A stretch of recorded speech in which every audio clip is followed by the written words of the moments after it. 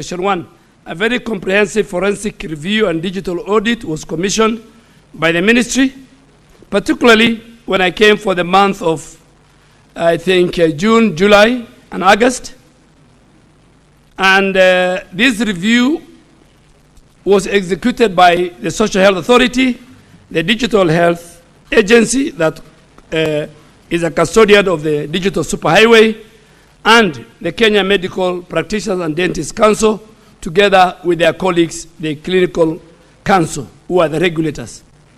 This review has leveraged on SHA upgraded digital infrastructure, working together with the DHA to identify irregular claims, payments, and anomalies which were previously undetected within the legacy of the NHIF system. The first one is on financial exposure.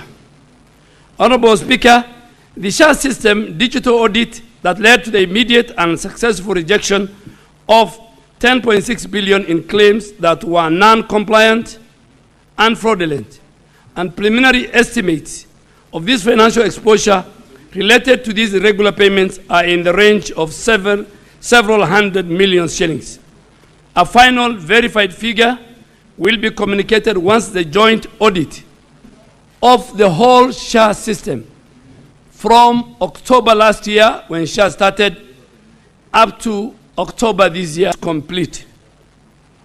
This ongoing forensic validation is a proof of the effectiveness of the Social Health Authority new digital architecture in uncovering and preventing fraud.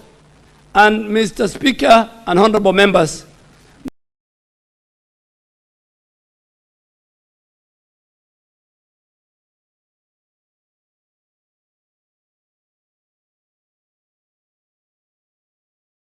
medical fraud globally is about 30%. What are the preventive reforms under SHA that we have introduced? And so far we have rolled out very robust reforms in order to strengthen governance, in order to put in place transparency and accountability. And how are we doing this? First, we have strengthened our AI-powered digital oversight. Our DHA, Digital Health Agency, has upgraded the next generation artificial intelligence and machine learning tools within the SHA claims adjudication platform. This system, Mr. Speaker, detects abnormal claim patterns.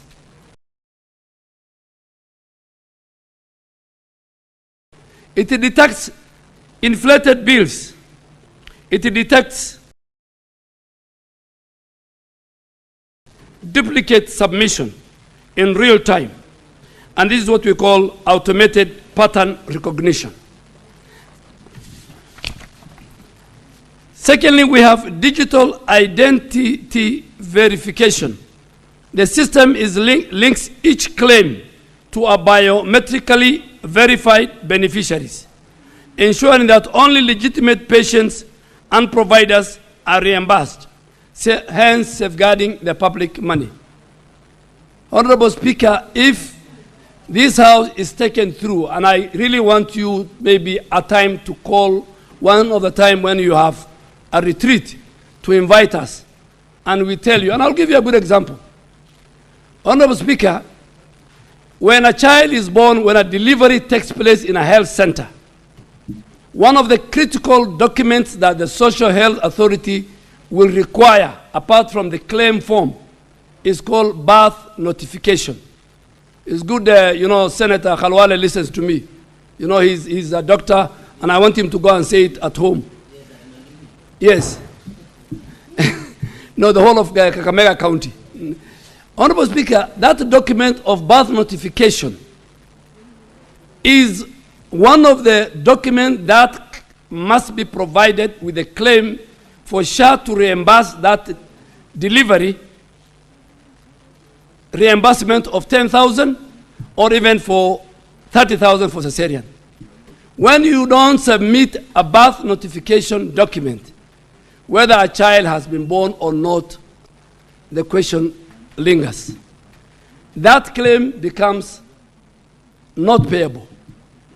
For example, again, and I am sure Dr. Khalwale and many doctors in the house will agree with me. If you perform surgery, any procedure, and you want to do a claim, and the claim form is a legal document, and you have not attached theater notes, SHA will not pay you. Because that is not an evidence that even a surgery has taken place within a theater. But more importantly, we have discovered, even against the WHO rules, a facility reporting that all the 300 or 200 deliveries that took place in that health facility were all through C-section. These are the kind of things the system is picking. We have picked where facilities have turned their healthcare workers into patients, where patients have been told, and that's why we stopped the 1 month contribution, where health facilities will go to the market,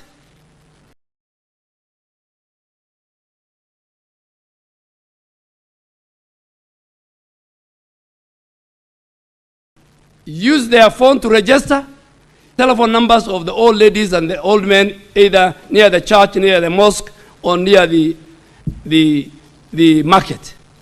What have we done to stop that fraud?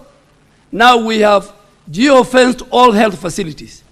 No healthcare worker in our country, a doctor, can use his pre-authorization code outside 500 meters of that health facility. You cannot do pre-authorization from the bedroom. And we want to stop where consultants and healthcare workers want to run health facility from the comfort of their bedrooms using their telephone. You cannot manage cases using telephones, Honorable Speaker.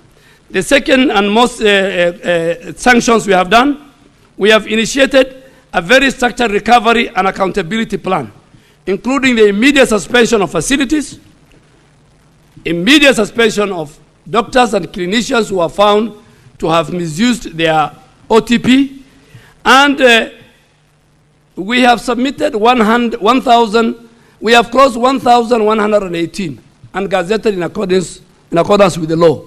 We have submitted 118 files to the DCI, and I am sure, including some of the staff of SHA, a number have been taken to court, and you might be seeing very big people going to court either this week or next week. We must fight fraud. The elephant in the room in the delivery of universal health coverage are crooks and fraudsters and thieves.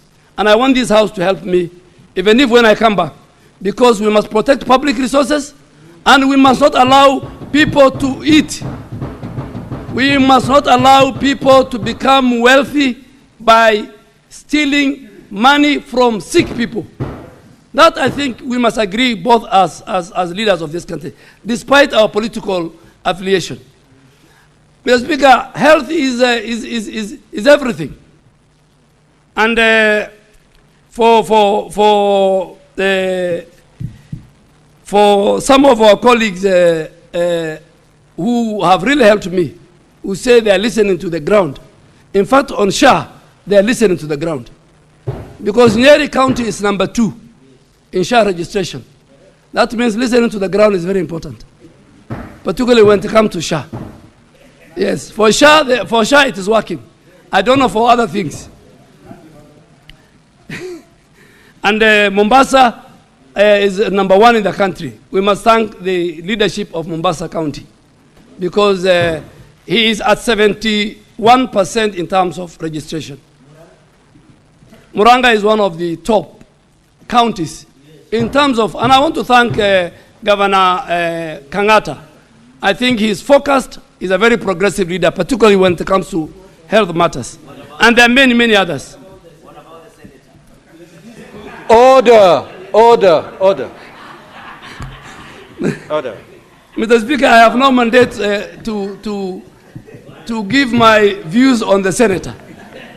My paycheck. Honorable CS, yes. Do not engage the honorable senators directly. Thank you, Mr. Speaker. I oblige. The second question, Mr. Speaker, was What has the government taken to strengthen the financial oversight over the Social Health Authority? Honorable Chair, Honorable Speaker and members, the government has initiated several comprehensive measures to enhance financial oversight, transparency and accountability within the Social Health Authority and its associated funds passed by this House: the Social Health Insurance Fund, the Primary Health Care Fund, and the Emergency Critical Chronic Illness Fund. How have we secured this? Number one, we have strengthened the governance structure. Today, I'm happy to report that SHA operates under a fully constituted board with an oversight responsibility for financial management, audit, and risk functions. The Audit and Risk Committee monitors and assesses the fund's financial integrity. We have also enhanced the procurement controls. All procurement process within SHA strictly adhere to the public procurement and asset disposal, and we have also complied with the directive of the President and the government on e-procurement system, not only in SHA, but in the whole of the Ministry of Health. It's being implemented, and this is to enhance transparency, ensure competitive bidding, and to minimize human discretion in tender evaluations. We have also done automation and financial system integration. Honorable Speaker and members, SHA has deployed an integrated financial management system that links budgeting, accounting, and reporting functions.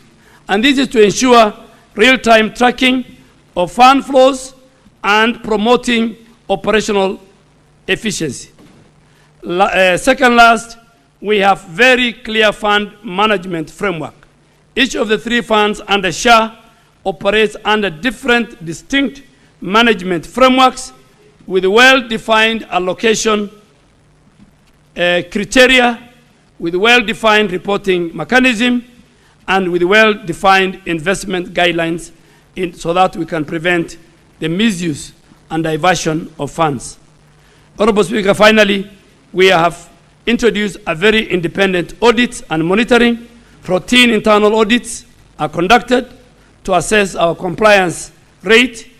We and the Office of the Auditor General carries out an annual audit of SHA accounts to promote transparency and accountability in how we utilize this fund. Honorable Speaker, these measures I have said collectively reinforces accountability. They will safeguard public resources, and above all, they will ensure every